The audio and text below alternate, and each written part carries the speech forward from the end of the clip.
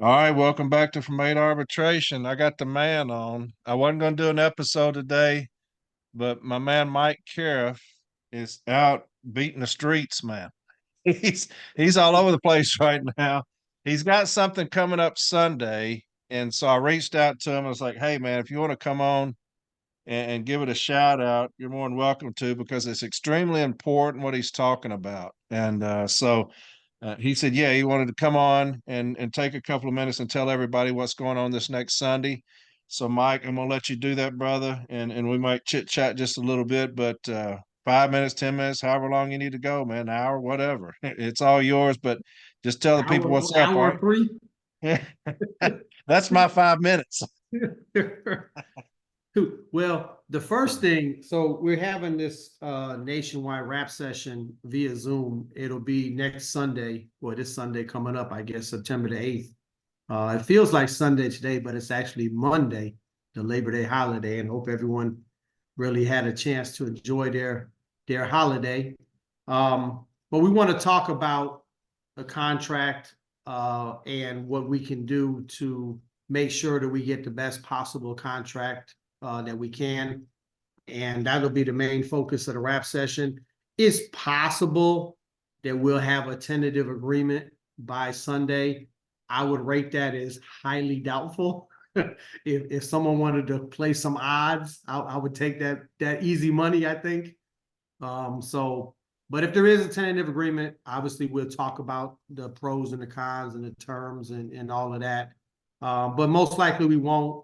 And what plans we can make in light of the resolution that passed at the convention that calls for more transparency, for sharing of information that that we haven't had since the convention.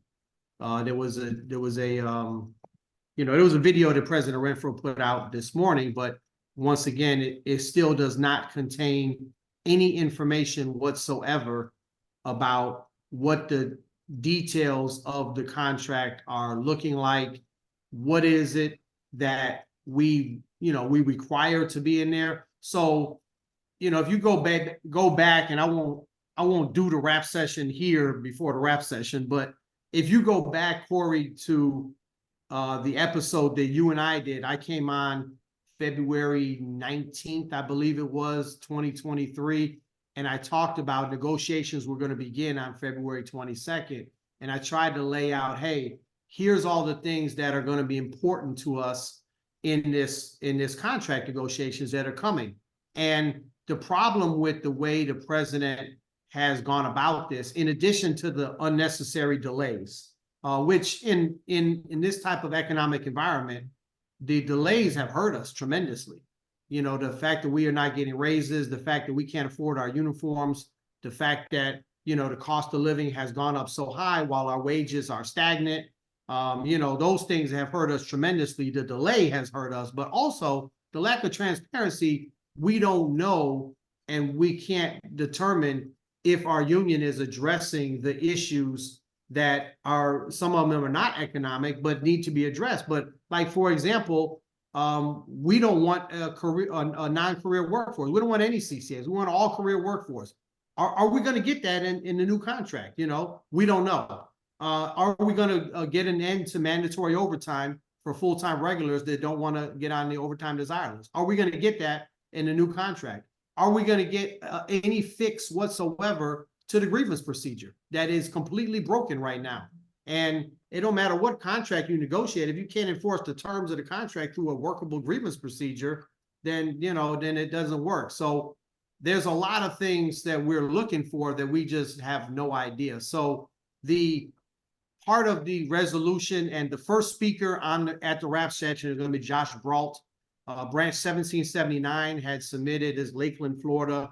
They had submitted a resolution to the convention that was approved, that passed at the convention. And that resolution calls for updates on the members only portal for the members of the union. And that resolution also calls for us to be active in mobilizing the membership with public rallies and things like that. So he's going to be the first speaker. He's going to lay out the resolution, and then we're going to go from there and discuss how we're going to implement those things that are the, that are the NALC's position. Because once it passes the convention, it's no longer just Josh's opinion and my opinion and your opinion. It is the position of the NALC. And let me say this, the rap session is not, obviously the campaign, Caref for Prez is putting on the rap session, but it's open to everyone. And no matter who you think should be the president, we want everyone to gather, and we want everyone in the NALC to feel welcome, no matter who it is you're supporting for president in 2026. Everybody in this union needs to come together around the fight for a strong contract for the letter carriers, because we definitely deserve it. So Josh Brault's a first speaker. Then I think next would be Tyler Vassar, who is heading up the Building a Fighting NALC. They're the ones that really put the whole open bargaining on the radar. Also, they just passed motion in Branch 9, Minneapolis, which is his branch, where they send a letter to President Renfro. So we're going to get copy of the letter. We're going to show you guys what the letter says. We'll give you a template so that either individuals or branches can send a similar type letter, or kind of whatever you want. We'll send it to you in a Word form, so you can, write whatever you want in the thing. So he'll speak. Then we have David Grosskopf. He's the president in Branch 3, Buffalo. He's going to speak, and he's going to talk about some of the rallies that have already happened. So if we're planning a day of action, which is I think what the general consensus is, what we should do when we have the day of action, he's going to give us an idea of some of the rallies that have already taken place, and also some of the signs and slogans and just some of the nuts and bolts of the rally. My president, Elise Foster, is going to come on. She'll give you guys details on some of the rallies we've had previously in Chicago, and how she's going to, do this one, getting other people involved in the rallies, either other local branches, other unions, getting the media involved, make sure that it's a very public type of thing. And then Grosskopf is going to go into detail on the signs, how to get them to the printer, how to make sure you get the, message out, and that kind of thing. And then we got Tom, I can't pronounce his name, but when he says his name, then we'll know how to say his name. I do that all the time, Corey. I'll say, hey, I'm Mike Caref. And they say, oh, Caref, man, I've been looking to meet you for a long time. And I'm like, oh, well. Whatever. Yeah, whatever. But the brother's last name is CSER. So, sir, so, whatever. Whatever he says it is. But he's going to do a little presentation. And all the speakers are going to be kind of brief. And I'll tell you guys how we're going to do this in a minute. But he's going to give a presentation on mobilizing the members to participate in any election, meaning a union election like the one we're going to have in 2026, or even the ratification vote. If we get a tentative agreement, one of the things that's taken so damn long that there's a certain segment of us, and all of us kind of, and I really hate the president. You probably don't even listen to his podcast, but he had the You Are the Current Resident podcast, and right around the beginning of the year, so like 8-9 months ago, he was telling everyone on the podcast how impatient he was and how urgent, I'm as impatient as you, and it was like, dude, you're killing us here, you're telling us you're impatient, but you're showing us that, this thing can go on forever. But I think a lot of our members have been kind of lulled to sleep, and it's like, once we get this tentative agreement, if we actually do get one, let's take some time and look at it, and let's compare what it is versus what it is that we want, and figure out, is it sufficient? So part of that is making sure that the members, have the right address so they can get their ballot and they can vote in the ratification thing. So, and then two other speakers. One is Vice President James Henry. He's going to come on, and then you're coming on, Corey Walton, and you asked me what. Yeah, did you know that? Did you know you were coming on? Am I last? That's the plan, and you asked me what it is you were going to speak about, and I said, well, he inspires, he fights, You know, Just we're play gonna, my intro. Should I just yeah, play my intro music? let's just do what you do best. But you and James will obviously hear all the speakers, and so you can kind of wrap it up, summarize things, and then I'll come out in the end. But every speaker, the way we're going to do it, because there's going to be hundreds of people on there, we're not going to like call on everyone who's on the call like normally a rap session, like anyone can talk. But this is over Zoom, so what we're going to do is while the people are speaking, anyone can put a comment or a question in the chat room, and then I'll engage with that speaker. But we're going to try to keep everyone to about 5 minutes or so, because really, I want the thing to be about an hour. And I know that, sometimes these things get long-winded, but You're talking. not talking about anyone in particular. You're talking to the wrong one, baby. My hour will become 3. Right. Well, there's something going on, and I didn't even think about it when we planned it, but we're going to kick this thing off at kickoff.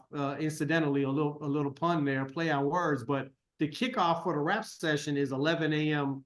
Central Time, and football, NFL, baby, that starts at noon Central Time, an hour later. So I'm going to do everything I can to keep us within an hour. We're gonna lose membership. We're gonna lose some Yeah. attendees. Hey, look, I already thought about how, sometimes people go to church on Sundays, but, they can put the earpiece in, they'll be fine. They can still listen in. But, the football, that's gonna take up a lot of people's attention. But I think we could do it in an hour if we're well organized and we kind of lay the thing out. So that's the plan. You have to, what is it? Register. You have to register in order to receive the link from Zoom. And the registrations, it's a real simple form, who are you, what branch, that kind of thing, your contact information.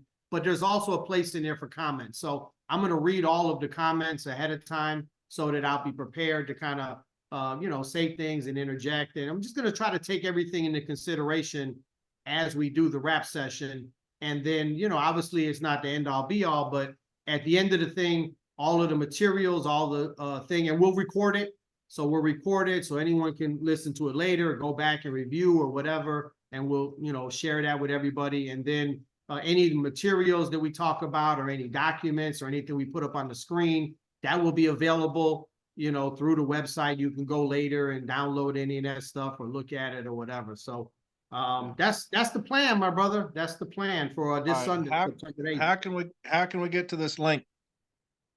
I will Send me the link, and I can yeah, put it up that's on what I was my gonna say. stuff. But somebody listening, they want to get on here. Where can I get the link? Where can I go to Well, this link? you can go yourself to careforprez.org and find the link to the rap session. But every time we post about it, we always put the link to the registration form in the comments. So like we're recording this, you and I right now. So obviously it'll play on the From A to Arbitration podcast, but we'll also have this recording, which you'll have the link. You can put it in your show notes, and also I'll have the link and put it in the comments, and that kind of thing.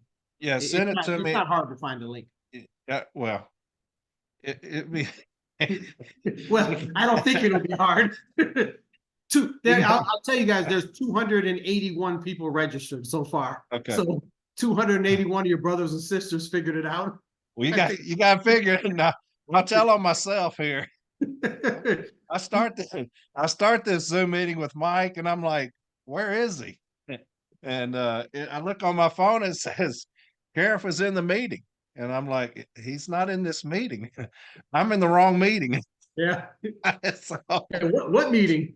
He's in the meeting. What meeting? Yeah, I got a whole different Zoom meeting going on that's not yours, and so I'm like, where is he at? And so it may not be as easy as you say for everybody. So I'll make sure that I put those links up on all my stuff. Go to Caref for Prez.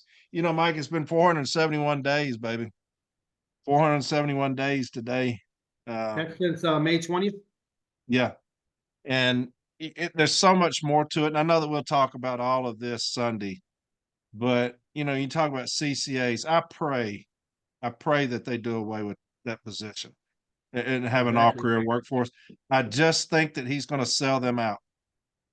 And that's just between me and you, and everybody listens Well, to us. and that's why I hate the closed bargaining, or Yeah, the opposite of transparency. I yeah, mean, and I trust me, I understand the whole. Sometimes you can't publicize everything, but when the elected officers of the union, the people on the executive council, even the number two and the number three, like you could go as high up as you want in the yeah, union, and they can't tell you, even if they wanted to, what is being discussed and what is being agreed to. And like at this point, if we're close, that means that we've agreed to something and we're just finishing up some final things. But yeah, if we have, what have we agreed to, and is it something that we're going to be able to support? So yeah, I don't know. I remember, I talked to President Renfro about this contract back in January, February of 2023. And, he was saying, you're out there, and because I went on your podcast, and he's like, how do you think that helps? And I say, look, I'm trying to lay the groundwork for a contract that is going to be, something that we can all get behind. It's going to be yeah. something that's good for the union. And he made a comment. He said, I don't want expectations to be too high, and I And just, I, yeah, he said it. And that's, you see how this process has played out, and it's almost beat us into submission. At this point, it's yeah, like, just give us the damn contract, I don't care what it yeah, is, just, yeah. we're going to get a raise, just give it to us, whatever Well, it is. But I always talk about management conditioning us. I say that all the time about things that they do. They're conditioning us to accept things. Hell, we're being conditioned by our own president. You yeah, know, he's, back in Boston, he was saying it was hours away. Am I wrong? he did. He was saying, Any hour, and it's hour by hour. I might have to break away from the convention, to yeah, whatever. then you hear that, and if I'm wrong, tell me. He goes, they lock themselves down in this room. They have this, we're going in here, we're not coming out without an agreement. And he leaves a couple of those days to go to the AFL-CIO, right? Yeah, the week they had that lockdown, that supposedly lockdown at the Yeah. hotel, they had AFL-CIO meetings. There was something else that happened that week that he broke away for, Well, and then it's he like, has the APW convention, then he go there, and then the rural carriers convention, he yeah, goes there. yeah. And I don't care about anybody golfing, but people are up in this uproar about him going to this one region that kisses his ass and does this golfing and stuff. That's fine. It's all about optics right now, man, to me. You've got to understand as the leader the optics of these things, where you have people, we got carriers living in their cars. They're living in their cars because they can't make a living wage. And I've said this before, you have And people branches are that, quitting the job left and right. The, yeah, the yeah, fact that people are quitting the job, and the fact that the postal service is, in my opinion, losing. They're not gaining new revenue, and they're bloated. They waste a ton of money. Every uh, year they've been reporting bigger and bigger losses, and you're like, at what point are we going to try to fix some of the fundamental problems that exist here? And all of that is part of your collective bargaining process. And yeah. you just don't have a lot of confidence that that's what's happening here as this thing drags on and on and on and on. We're having to force them to represent us. Like you just said, what good does that do us with you coming on here, with him saying that? What benefit is that? What good is it? So you don't want me to tell the people who pay your salary what's going on? Right. I don't understand this. The carriers don't need to know what's going on up here. We run this thing. Yeah. The And, carriers and, do run this. and I don't that's and, understand that. and so here's the ironic thing about this whole thing. Is like, okay, so you've been kind of going at this alone, this contract negotiation. This whole process has been your staff that works for you and the post office, right? And we know you haven't been like going at it every single day 24/7, but to the extent you've been going at it, which obviously there's some talks going on, right?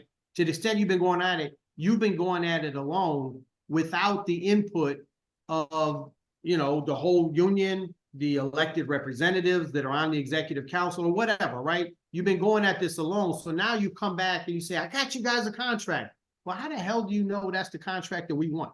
How do you know that that contract is going to be acceptable to the members of the NELC? I mean, there's people that have all different levels of expectation, and a lot of them are going to be disappointed by the terms of the contract, and that's their right. That's their right as a union to say, so what if you come back with a tentative agreement and we don't like it and we vote no? Now you've delayed this thing even further down the road, because now you have to go back and schedule arbitration dates because the members of the union are telling you that what you've negotiated is not sufficient. And that's really why this process has not been fair to the members of the union and has not been a good, productive process. But honestly, man, at the wrap session, I'm going to try to avoid all of that. And what we want to talk about is, what can we do now at this point? We can't rewind the clock. The damage has been done. We can do a little recap of the damage just so everyone knows where we're at. But here's where we're at as of this day. The wrap session will be September the 8th, 2024. Here's where we're at. Here's what we can do. Here's the resolution that passed at the convention. Here's what we can do as a follow-up to this resolution. And here's why we think it'll help, move this thing forward. And that's what we're going to do, man. That's what we're going to talk about. I think that, and I hope that I'm wrong, Mike. I think that if you starve somebody so long, you can convince them to eat anything. And when you have this delay and it's not what you want, and it's not something that you're going to say that the people are not going to like this. You delay it so long, the carriers get so hungry for money, any kind of money, that they will buy anything. They will eat anything. And instead of looking at it, they can say, hey, I at least got you a 5% raise. That's probably going to pass. People are not even looking at what's going on. The CCA position would be a killer to me. I would not vote for that. I wouldn't either. If we don't fix the grievance procedure, and if we still have a substantial non-career workforce, those are no's for me. Those are not. Well, how you had to fight at the convention to try them to do what they're supposed to do. I mean, that's how bizarre all of this administration is. But you can talk to union stewards and branch officers and just any person who's filed a grievance in the last 2 years, and they'll tell you that the delays are killing them. No matter what, these grievances are not being addressed in a timely manner, meaning that they're not being addressed. You need a prompt resolution to your issue when you file a grievance. And when you don't get that, there's an inherent harm in that. And if you go into contract negotiations and you don't fix that obvious problem, then the harm continues. But I think that part of this meeting is getting us all organized, and so, like I said, we have 281 people registered. I hope that we have 1,000 people registered, and I hope that they're from 800 different branches all over the country, so that when and if we do get a tentative agreement, we'll be prepared to discuss it and really try to make a decision as a union. Is this the best we can get? Is this contract in our best interest, or should we force this thing to arbitration? Because that'll be our right, and that's something that we can control. And if we're organized and we make sure people are participating, then we'll be able to have some say in the outcome of what happens. And it won't just be left up to President Renfro. He won't be the only person that has a decision, and that we all will. So, well, I think the union needs to get back to being the alpha. And we're not. Management controls. The Postal Service is dictating what we do, and they've done that since this president has been in there. You can see it through the grievance procedure. You can see it through this contract, these negotiations. You're on day, what is it, 471? 71. You go into it kind of knowing where you're at. And that's not 471 of negotiation. Add 90 days to that. The negotiation started 90 days prior to the expiration of the contract, Yeah, that's been the expiration was 471. Yeah. And so, at some point you draw that line in the sand and you say, and this day's here, we're going to, we've got this arbitrator, we're going to schedule, we hadn't even scheduled a date. Yep. You say we're going to schedule a date, we can still negotiate through that. We haven't even scheduled a date. You schedule a date on day 200. because obviously we've come to an impasse. We can't agree. And here we are, 471. I think that he knows it's a shit thing, and I pray that I'm wrong. He said, he said it was historic somewhere. I don't know. There's so much. He was on the Region 7 rap session last week, and he said we were gonna like it. Basically, they're just tying up some loose ends, and you're like, all right, when's it I gonna hope happen? he's right. I hope he's right. I'll give him credit for that. He's still going to be voted out coming 2026. He's gone. Nothing can save him from that. But the carriers deserve the best contract we've ever had. It's nothing that he's done. It's the things that the carriers have done in this entire period of time. We should be rewarded for that. And I think coming out of the pandemic, with the yeah, job being as dangerous as it is now, and just with the fact that the economy has gone up in the sense that workers' wages are going up, it really can't be anything less than an historic, win yeah, for us. The yeah, question is it what we deserve, and is it sufficient for us and for the Postal Service? Because we want the Postal Service to be strong. We want the Postal Service to have a good structure. And what they're doing right now is not working, man. They're spending so much money on overtime. They're spending so much money on grievance settlements. So many people are quitting the job. The retention rate is bad. There's so much ill will and antagonism that goes on the workroom floor. These are things that need to be fixed. And that's the whole purpose of having collective bargaining. And, they're not being fixed. But one I've thing been doing. I would like to say, Mr. David Noble, and he's come on your podcast once, I think. But anyway, he's been talking about how we need to get 300 additional arbitrators to hear grievances. And he's right. And that's something when you get into collective bargaining, you say, okay, how, you have a dispute resolution process that the post office has been kicking the can.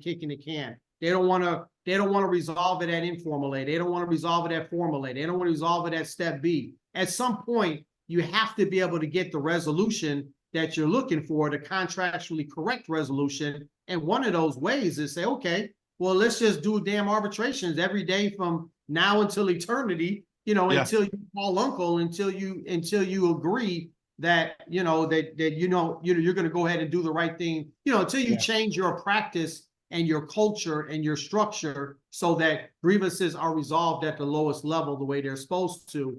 You have to be able to kind of hit them over the head, and that's one way of doing it. He's definitely not wrong about that. Well, I said this a year ago on the podcast. We have to weaponize arbitration again. Right. Mike, They need to be scared of it. They need to be we used to scared of do that. Oh yeah, yeah. They were terrified of it in Region 8. Yeah. Trust me, baby. I mean, I was in there, 4 or 5 times a month, just me. And we weaponized, Pete Moss weaponized that when he was business agent. He knew the importance of that. And they were terrified of it. And now look, like I said, they dictate to us what goes on now. And that's a perfect example. And we let them. The fact that they fought you at the national convention over what you had proposed tells you everything that you need to know. And the fact that he was so dishonest during that vote, and you and I talked about it when you came on, how he was so dishonest during that vote, just, it was almost like he was hating to concede that they were going to have to go to national arbitration over something that we should have done anyway. Well, that's what I want to see, and it's all of us coming together. But if he, two things, if he presents us with a tentative agreement, we need to be prepared to give an honest assessment of that tentative agreement. Just because you say it's a good contract as the president doesn't mean that we're going to say it's a good contract. And then if you continue to drag your feet, what are we going to do to address the fact that you work for us as our president and you're not, moving this thing along, which is obviously what is in our interest at this point. So either way, we got to be active. We got to be mobilized. We got to start by just talking about it and figure out what we're going to do. So that's what's going to happen at the rap session, man. I hope everyone can make it. I would try to keep it within an hour. That's 11 o'clock Central Time, 12 o'clock Eastern Time, 9 o'clock Pacific Time, and 10 o'clock if you're in the Rocky Mountains. All right, baby. At that time. But yeah, man. And you'll I'll, be there. You'll be I'm gonna be, there. I'll be the caboose. Exactly. It's I'm gonna gonna, be great. I'm gonna inspire. And I will send me those links. Yeah, I'll I'll send put you them up. the sign up form for sure. All right, baby. Well, I appreciate you coming on, my man, telling everybody. I'm like you. I hope that we have 10,000 people on there. I think that the city letter carrier needs to start making a stand, and it can start Sunday. Sounds good, my brother. Happy All right, Labor my Day. man. All right, same to you, baby. I'll holler at you later, Mike. All right, thanks, man. See you, brother. Bye. Yep.